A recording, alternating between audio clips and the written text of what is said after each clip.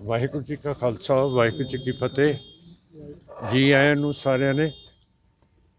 ਸਰਦਾਰ ਬੂਟਾ ਸਿੰਘ ਖੜੌਦ ਜੋ ਪਾਰਟੀ ਦੇ ਕਨਵੀਨਰ ਹੈਗੇ ਆ ਸਾਰੇ ਅਮਰੀਕਾ ਦੇ, ਉਹਨਾਂ ਨੇ ਆਪਣੀ ਕਿਰਤ ਦੇ ਵਿੱਚੋਂ ਇਹ ਪਾਰਕ ਪਿੰਡ ਤੇ ਬਾਹਰਲੇ ਜਿਹੜੇ ਕੋਈ ਵੀ ਸੈਰ ਸਪਾਟਾ ਕਰਨ ਆਉਂਦੇ ਹੈ ਉਹਨਾਂ ਦੀ ਸਹੂਲਤ ਲਈ ਬਣਵਾਇਆ।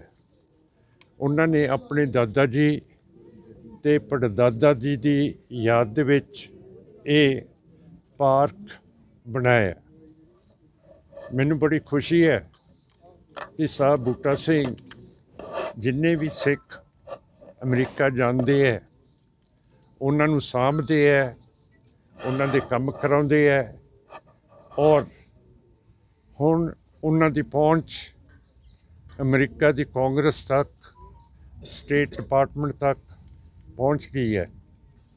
ਤੇ ਜਿਵੇਂ ਔਲਖ ਸਾਹਿਬ ਤੇ ਜਿਵੇਂ ਢਿੱਲੋਂ ਸਾਹਿਬ ਤੇ ਚੌਹਾਨ ਸਾਹਿਬ ਸਿੱਖ ਕੌਮ ਦਾ ਇੰਟਰਨੈਸ਼ਨਲ ਪੱਧਰ ਦੇ ਉੱਤੇ ਕੰਮ ਕਰਦੇ ਸੀਗੇ, ਅੱਜ ਸਰਦਾਰ ਬੂਟਾ ਸਿੰਘ ਉਹ ਕੰਮ ਇੰਟਰਨੈਸ਼ਨਲ ਪੱਧਰ ਦੇ ਉੱਤੇ ਕਰਦੇ ਹੈ। ਜਿਵੇਂ ਹੁਣ ਰੂਸ ਦੇ ਵਿਦੇਸ਼ ਦੇ ਵਜ਼ੀਰ ਆਏ ਹੈ, ਬਰਤਾਨੀਆ ਦੇ ਵਿਦੇਸ਼ ਦੀ ਵਜ਼ੀਰਨ ਆਈ ਹੈ।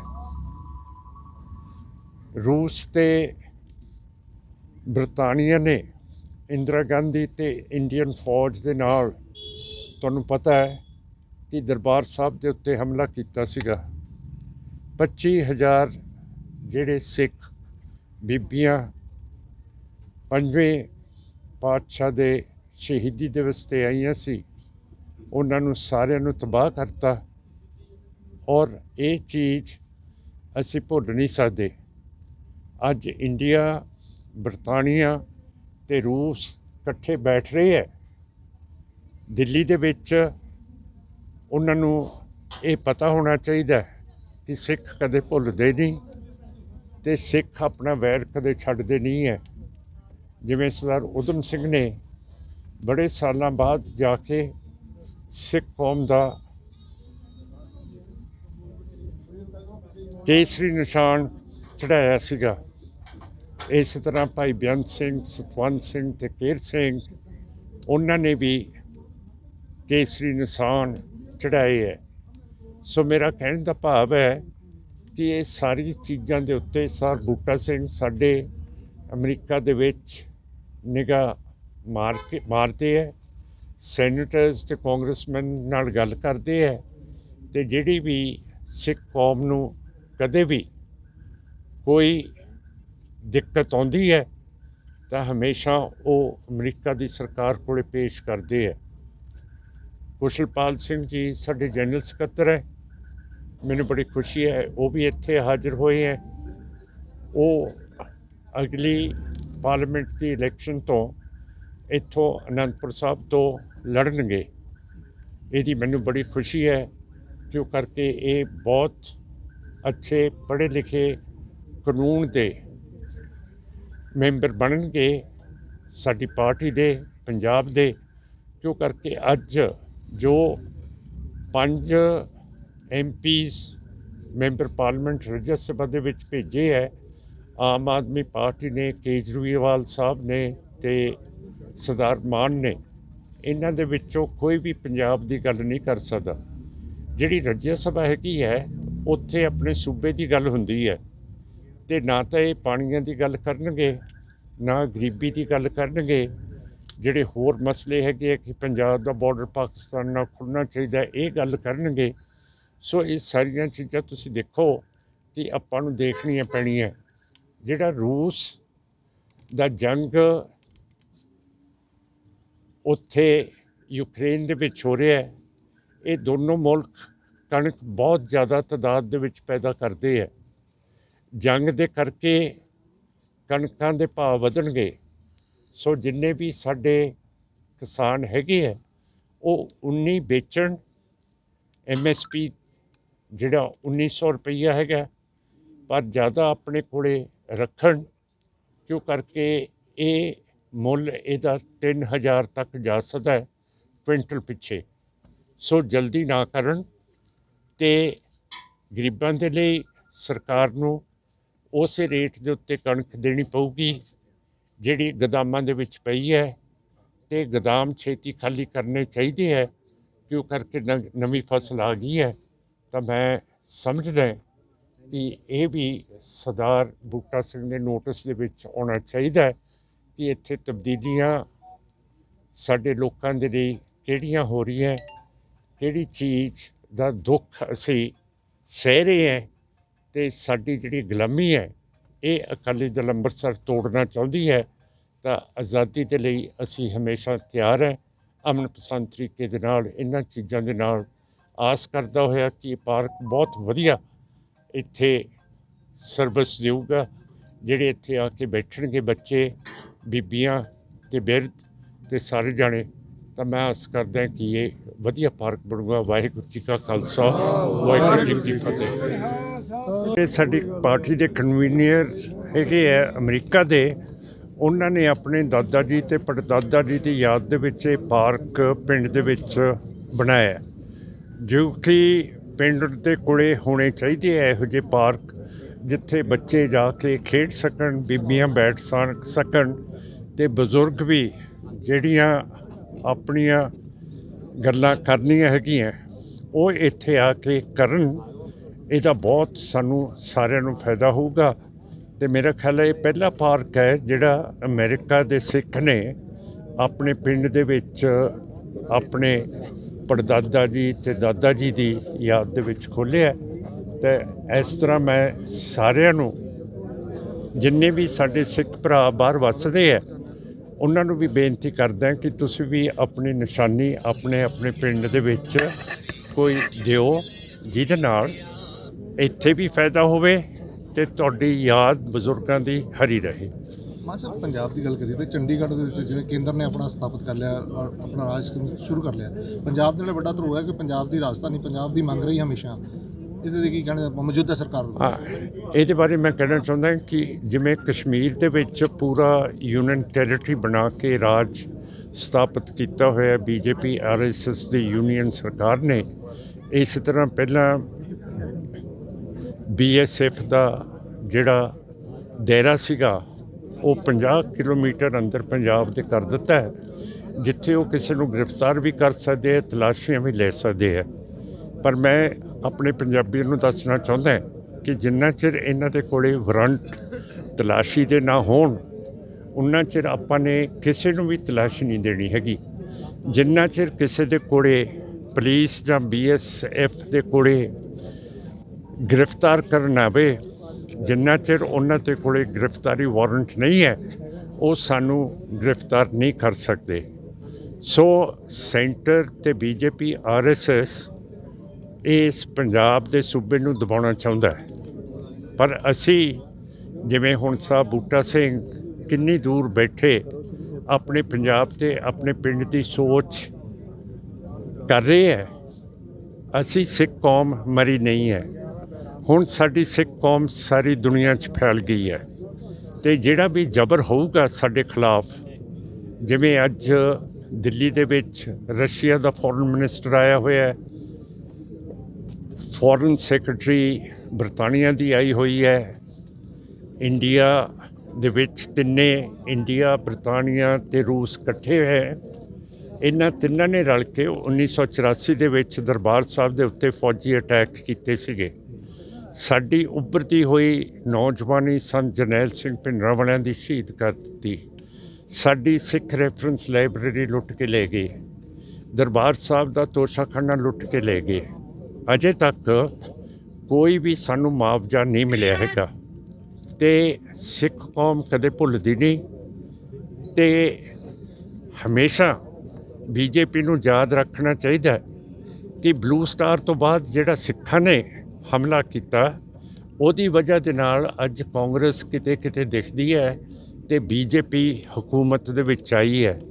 ਸੋ BJP ਨੂੰ ਸਮਝਣਾ ਚਾਹੀਦਾ ਹੈ ਕਿ ਕਿਸ ਵਜ੍ਹਾ ਦੇ ਨਾਲ ਤੁਸੀਂ ਹਕੂਮਤ ਦੇ ਵਿੱਚ ਆਏ ਹੋ ਤੇ ਕਿਸ ਵਜ੍ਹਾ ਦੇ ਨਾਲ ਕਾਂਗਰਸ ਖਤਮ ਹੋਈ ਹੈ ਦਰਬਾਰ ਸਾਹਿਬ ਦੇ ਉੱਤੇ ਹਮਲਾ ਕਰਨ ਤੋਂ ਬਾਅਦ।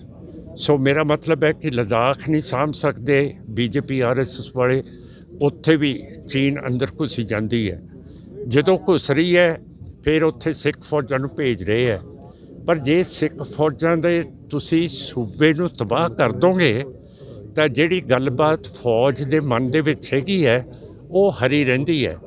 ਸੋ ਪੰਜਾਬ ਤੇ ਸਿੱਖ ਕੌਮ ਦੇ ਉੱਤੇ ਜ਼ਬਰ ਕਦੇ ਨਹੀਂ ਕਰਨਾ ਚਾਹੀਦਾ, ਜਿਹੜੀ ਸਿਆਣਪ ਨਾਲ ਸਰਕਾਰ ਚੱਲਦੀ ਹੈ। ਬੇਅਦਬੀਆਂ ਨੂੰ ਲੈ ਕੇ ਜਿਵੇਂ ਕਾਫੀ ਦੇਰ ਤੋਂ ਸੰਘਰਸ਼ ਚੱਲ ਰਿਹਾ, ਹੁਣ ਵੀ ਕਾਫੀ ਦਿਨ ਤੋਂ ਹਾਂ, ਸਾਡਾ ਮੋਰਚਾ ਨਵੀਂ ਲੱਗਦਾ ਸਰਕਾਰ ਸਾਡਾ ਮੋਰਚਾ ਇਹ 240-60 ਦਿਨਾਂ ਤੋਂ ਚੱਲ ਰਿਹਾ ਬਰਗਾੜੀ ਦੇ ਵਿੱਚ।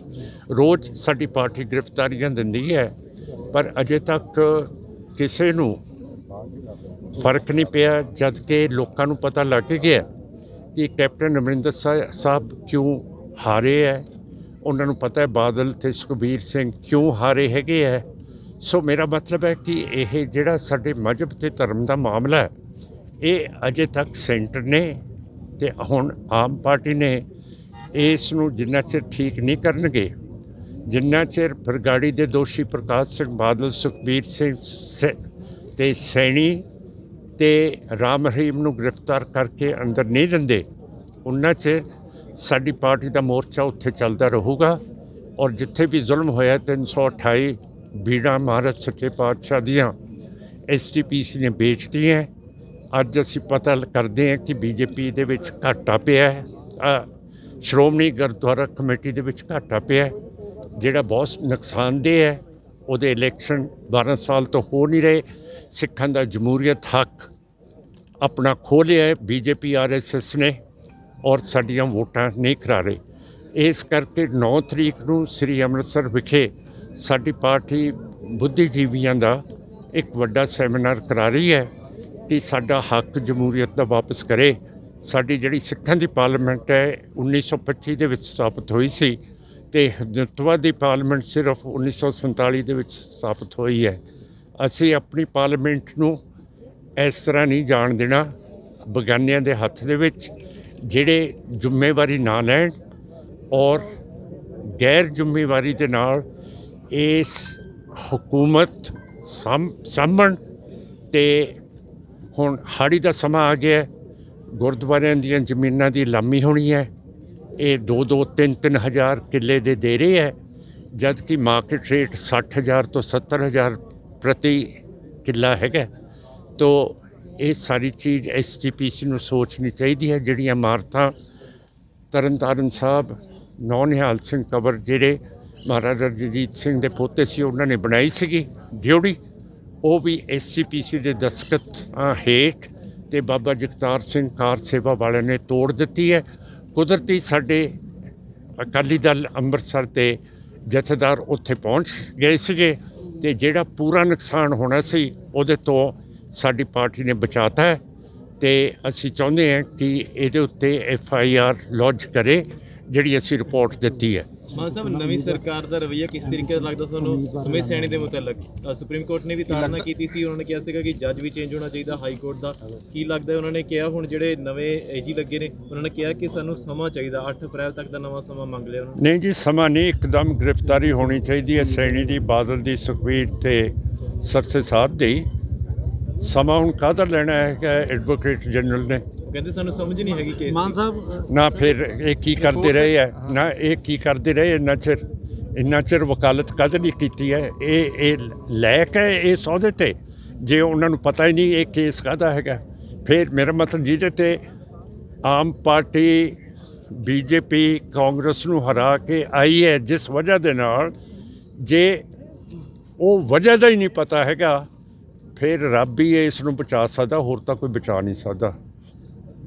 ਮਾਨ ਸਾਹਿਬ, 2024 ਦੀਆਂ MP ਚੋਣਾਂ ਲਈ ਤੁਸੀਂ ਅੱਜ ਉਮੀਦਵਾਰ ਦੀ ਐਲਾਨ ਕੀਤਾ ਹੈ ਤੇ ਉਹਨਾਂ ਉਮੀਦਵਾਰਾਂ ਬਾਰੇ ਵੀ ਜਿਹੜਾ ਕਿ ਥੋੜੀ ਜਾਣਕਾਰੀ ਦੇ ਦਿਓ।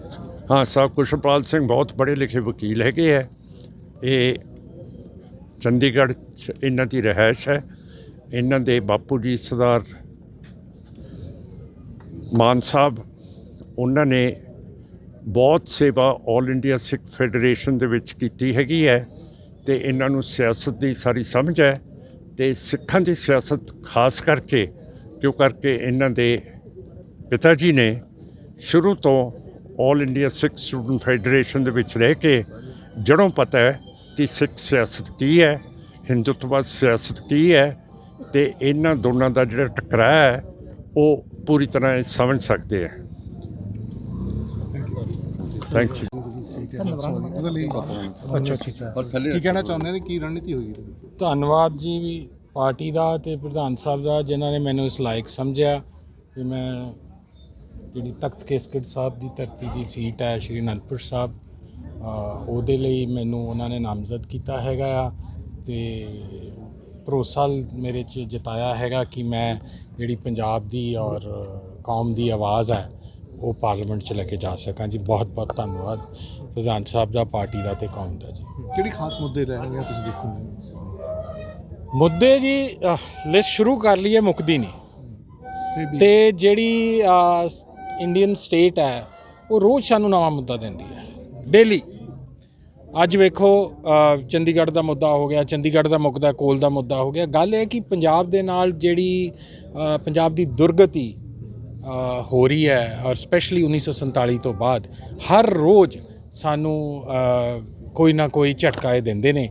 ਤੇ ਜਦੋਂ ਔਰ ਤਰਾਸਦੀ ਸਾਡੀ ਸਟੇਟ ਦੀ ਇਹ ਹੈ ਵੀ ਜਿਹੜੀ ਸਾਡੀ ਇੱਥੋਂ ਨੁਮਾਇੰਦਗੀ ਕਰਦੇ ਨੇ ਉਹ ਆਪ ਹੀ ਜਿਹੜਾ ਦਿੱਲੀ ਦਾ ਨੈਰੇਟਿਵ ਹੈਗਾ, ਜਿਹੜਾ ਸੈਂਟਰਿਸਟ ਨੈਰੇਟਿਵ ਹੈਗਾ, ਉਹਦੇ ਉਹ ਪੁਜਾਰੀ ਨੇ, ਉਹ ਬੋਲਦੇ ਨਹੀਂ ਹੈ। ਸਟੇਟ ਦੀ, ਪੰਜਾਬ ਦੀ ਤੇ ਕੌਮ ਦੀ ਗੱਲ ਕਰਨ ਵਾਲੇ ਸਭ ਉੱਥੇ ਗੂੰਗੇ ਬੋਲੇ ਗਏ ਨੇ ਤੇ ਅੱਜ ਤੱਕ ਜਾਂਦੇ ਨੇ। ਮੇਰੇ ਖਿਆਲ ਸਾਰ ਸਿਮਰਨਜੀਤ ਸਿੰਘ ਮਾਨ ਜਾਂ ਇੱਕ ਅੱਧੇ ਕੋਈ ਸਤਾ ਕਪੂਰ ਸਿੰਘ, ਇਹਨਾਂ ਨੂੰ ਛੱਡ ਦਿਓ ਤਾਂ ਸਾਡੀ ਜਿਹੜੀ 70 ਸਾਲ ਦੀ 75 ਸਾਲ ਦੀ ਇੰਡੀਅਨ ਪਾਰਲੀਮੈਂਟ ਦੀ ਹਿਸਟਰੀ ਹੈਗੀ ਹੈ ਸਿੱਖਾਂ ਦੀ ਔਰ ਪੰਜਾਬ ਦੀ ਨੁਮਾਇੰਦਗੀ, ਉਹ ਗੂੰਗਿਆਂ ਔਰ ਬੋਲਿਆਂ ਦੀ ਹੈ।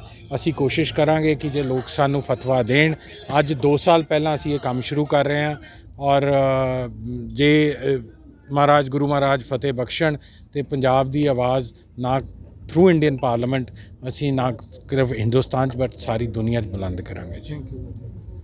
ਮਸਲੇ ਛਾਏ ਹੋਏ ਹੈਗੇ ਆ ਜੀ, ਜਿੱਦਾਂ ਤੁਸੀਂ ਗੱਲ ਕੀਤੀ ਹੈਗੀ ਹੈ ਚੰਡੀਗੜ੍ਹ ਦਾ ਮਸਲਾ ਹੋ ਗਿਆ, ਰਾਜ ਸਭਾ ਦਾ ਮਸਲਾ ਹੋ ਗਿਆ।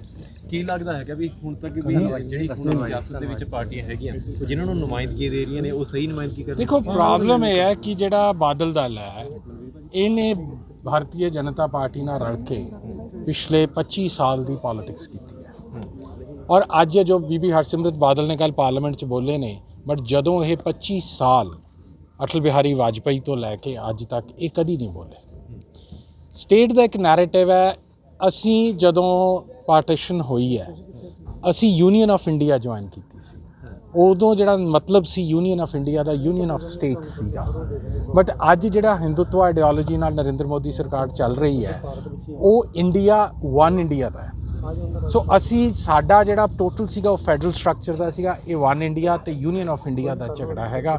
ਤੇ ਇਹਦੇ ਵਿੱਚ ਇਹਨਾਂ ਨੇ ਕਿਉਂਕਿ ਇਹ ਪਾਵਰ 'ਚ ਨੇ ਐਂਡ ਬਰੂਟ ਮੈਜੋਰਿਟੀ ਇਹਨਾਂ ਕੋਲੇ ਪਾਰਲੀਮੈਂਟ 'ਚ, ਤੇ ਜਿਹੜੀ ਈਵਨ ਜਿਹੜੇ ਆਪੋਜੀਸ਼ਨ ਹੈ ਉਹ ਗੁੰਗੀ ਹੈ। ਮੇਰਾ ਖਿਆਲ 1-2 ਪਾਰਲੀਮੈਂਟੇਰੀਅਨਸ ਜਿਵੇਂ ਬੰਗਾਲ ਤੋਂ ਮਾਹੂਆ ਮੋਇਤਰਾ ਨੂੰ ਛੱਡ ਦਿਓ ਜਾਂ 1-2 ਹੋਰਾਂ ਨੂੰ ਛੱਡ ਕੇ ਕਿਸੇ ਦੀ ਆਵਾਜ਼ ਹੀ ਹੈ ਨਹੀਂ, ਕੋਈ ਬੋਲਦਾ ਹੀ ਹੈ ਨਹੀਂ। ਤੇ ਉਹਦੇ ਤੋਂ ਇਲਾਵਾ ਮੇਰਾ ਨਹੀਂ ਖਿਆਲ ਇਹ ਆਪਣਾ ਧੱਕਾ ਕਰੀ ਜਾ ਰਹੇ ਨੇ ਤੇ ਸਾਨੂੰ ਅਸੀਂ ਇੱਕ ਬਦਲ ਚਾਹੁੰਦੇ ਚਾਹ। ਅਸੀਂ ਕਹਿੰਦੇ ਜੀ ਸਾਡੇ ਨਾਲ ਧੱਕਾ ਹੋਇਆ, ਸਾਡੇ ਨਾਲ ਧੱਕਾ ਹੋਇਆ, ਸਾਡੇ ਆਹ ਹੋ ਗਿਆ, ਬਟ ਅਸੀਂ ਕਦੀ ਇਹ ਐਵੈਲੂਏਟ ਨਹੀਂ ਕਰਦੇ ਵੀ ਸਾਡੇ 'ਚ ਕਮੀ ਕਿੱਥੇ ਹੈ, ਅਸੀਂ ਕਿਉਂ ਅਲਾਓ ਹੋ ਰਿਹਾ ਸਾਡੇ ਨਾਲ ਧੱਕਾ। ਅਸੀਂ ਇਸ ਕਰਕੇ ਸਾਡੇ ਨਾਲ ਧੱਕਾ ਹੋ ਰਿਹਾ ਕਿ ਅਸੀਂ ਛੋਟੇ ਲਾਲਚਾਂ ਪਿੱਛੇ ਵਿਕ ਜਾਂਦੇ ਹਾਂ। ਜਿਨ੍ਹਾਂ ਨੂੰ ਸਾਡੇ ਨੁਮਾਇੰਦੇ ਬਣਦੇ ਨੇ ਉਹ ਛੋਟੇ ਲਾਲਚਾਂ ਤੇ ਛੋਟੇ ਅਹੁਦਿਆਂ ਲਈ ਵਿਕਦੇ ਨੇ ਤੇ ਆਪਣੀ ਸਟੇਟ ਦੀ, ਆਪਣੇ ਲੋਕਾਂ ਦੀ, ਆਪਣੀ ਕੌਮ ਦੀ ਆਵਾਜ਼ ਉਹ ਦਬਾ ਦਿੰਦੇ ਨੇ ਇਹਨਾਂ ਲਾਲਚਾਂ ਵਿੱਚ। ਕੁਸ਼ਲਪਾਲ ਸਿੰਘ ਜੀ ਸਿੱਖਾਂ ਦੀ ਨੁਮਾਇੰਦਗੀ ਕਰਨਗੇ ਜਾਂ ਹੋਰਾਂ ਕੌਮਾਂ ਦੀ ਨੁਮਾਇੰਦਗੀ ਹੋਊਗੀ? ਦੇਖੋ ਕੁਸ਼ਲਪਾਲ ਸਿੰਘ ਇੱਕ ਸਿੱਖ ਹੈ और गुरु नानक साहब का फलसफा है कि मानस की जात सब एक ही पहचान दो। मैं पंजाब दी आनंदपुर साहब हल्के दी ते कौम दी तिन्हां दी नुमाइंदगी करां।